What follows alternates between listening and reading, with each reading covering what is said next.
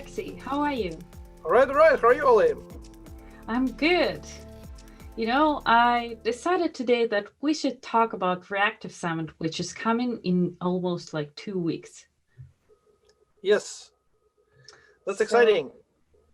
yeah, what's your connection with Reactive? I see that on the background you have Reactive Foundation image. What Yes. that is?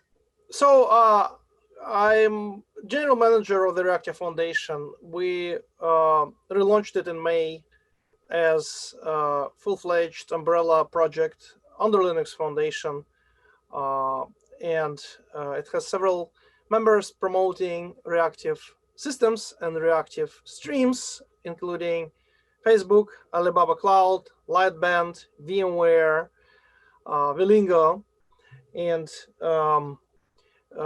that's basically an open source foundation dedicated to promotion of reactive programming. Yeah, so reactive seems to be a new buzzword for many traditional developers, and I wonder what that means for reactive programming, in your opinion. Yeah, so there are many meanings of reactive, and some of them actually work together. So it's important to understand that we focus on two core meanings. First of all, reactive systems, as described in the Reactive Manifesto. It's a foundational document. Thousands of developers signed it. You can see it at reactivemanifesto.org.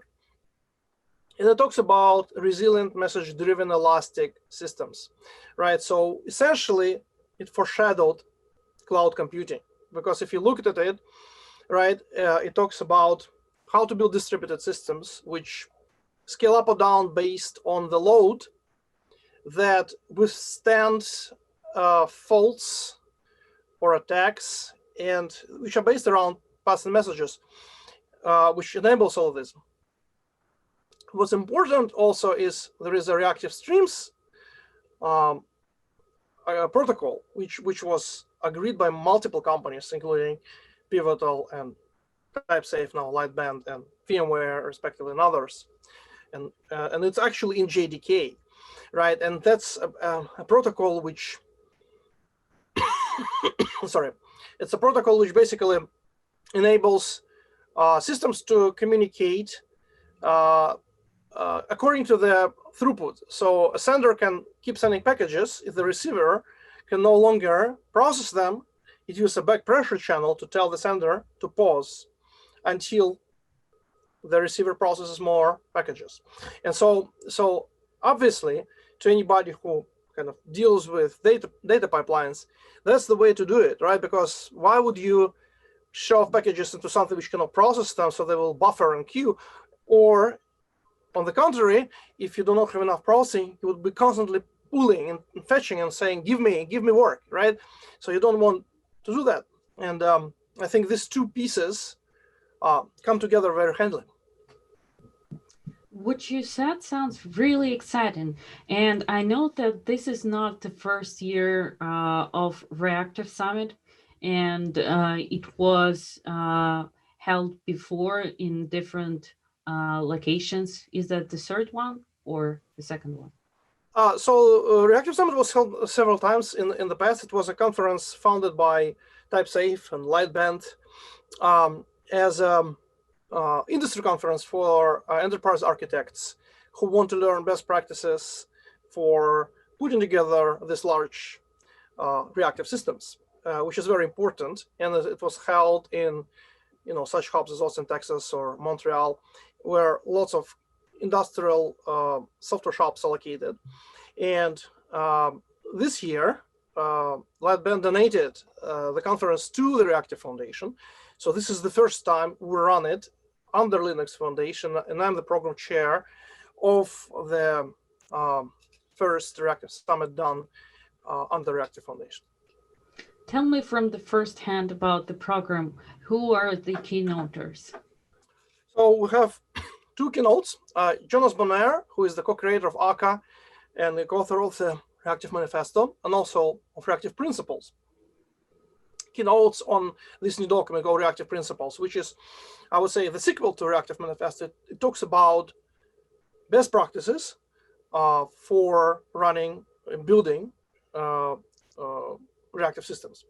And the second keynote we have is from Francesca Cesarini and Veronica Gomez, which is super exciting. Francesca is the key lead for Erlang Solution, which is basically the main Erlang company in the world.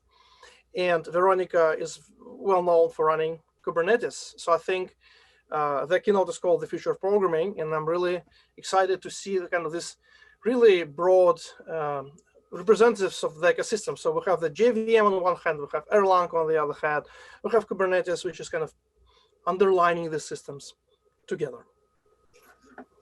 That sounds good. What about panels? Or one panel?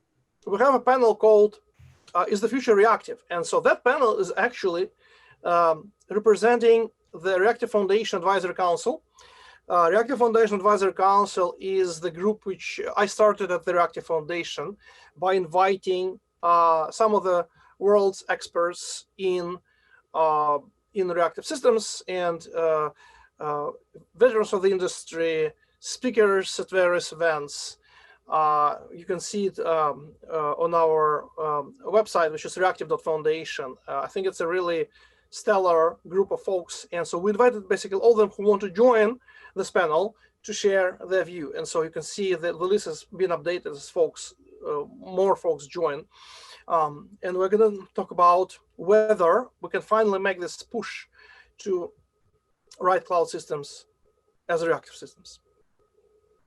And the question, of course, is, given we have all these tools, how do we make a transition to share these ideas to the broad industry so they develop applications as reactive systems using reactive streams?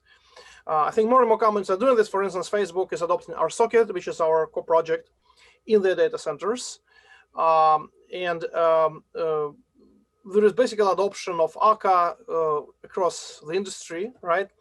Erlang is an actor-based, regional actor-based system, also broadly adopted in telecoms and WhatsApp and you name it. So we really want to make sure folks understand the choices. For instance, there is Project Reactor from Spring and Reactive Spring from VMware, right? So, and we get more deployment and we get more practice, and we basically discuss all the issues involved in adopting this, playing with this, using it to your advantage. I would like you to highlight a few talks from the program. So you really have to go to reactivesummit.org to see the full program, because I would say every talk is amazing. For instance, Roland Kuhn, who was the core member of Lightband Akka team, now is a co-founder and CTO of Actis, which is a German startup industrializing factories with edge native software. So they build software systems which are located inside the factories. So they're not going to the cloud because there is a huge number of transactions going on inside the factory, and so they should be reliable, but they're using edge native architecture inside the factory. So every device is sending data, and you have control of what's going on. And so basically, it's neither IoT nor decentralized. It's an edge system deployed inside the factory using reactive principles. You have to see it to really enjoy it. Then we have several talks about microservices. Axonic is presenting a talk called Event-Driven Microservices, the sense, nonsense, and the way forward, right? So we really have honest and deep discussions on the best practices and whether some things are going to work or not for you. ING is talking about reactive story in banking, how ING, which is one of the biggest financial institutions in the world, adopted reactive systems. We have Clément Escoffier, creator of Vertex from Red Hat, talking about basically deploying this broadly known reactive systems for Java, which is applicable across, all kinds of Java installations. We have Grace Jansen, who is a developer advocate from IBM, talking about event-driven reactive data processing. And she shows a Kafka reactive application. Kafka is the backbone of a lot of reactive systems because it's fed by Akka streams, and it's a reactive system in its own right? So it's very representative.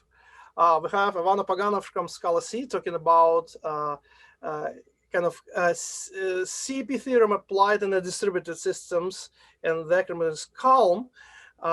And that's really how to build this reactive systems. And you really have to see that. We have Colin Bragg from Tesla, who is a well-known speaker in our community, who really pushes the envelope on using Akka for self-driving cars and telemetry data from Tesla, which is I think he had full house at the last scale, by the way, and is a really great speaker and writer on these topics. Our panel again is amazing. You have to see that. We have Boris Lubinsky and Oleg Dakuka talking about Cloudflow, which is the lightband system for stream processing on Kubernetes, which should connect all kinds of streams to each other, including Spark streaming, Flink streaming, Akka, and RSocket as a protocol for this. And Josh Long, developer advocate from Pivotal, speaking about VMware, speaking about RSocket in detail. Bianca Tassila from Adobe is talking about Akka streams and using it to process lots of data at Adobe, the company which we all know and love, providing a lot of PDF and photography and all kind of other image processing tools for creatives. John Azaria from Microsoft talks about Microsoft Orleans, which is Microsoft Actor System. And he's really a veteran of functional programming at Microsoft with F# and Q#, which is quantum programming language. And so John is a deep expert on Orleans, so we're really happy to have him here. So you really have to go and see everything else, right? We even have using reactive systems in Australian agriculture using IoT sensor data from Christopher Hunt. So really, I would say every talk is amazing. This was, highly competitive, highly curated program. So I invite everybody to come and enjoy all of it. All right, thank you. That was a short interview about Reactive Summit with Alexy Khrabrov. Thank you.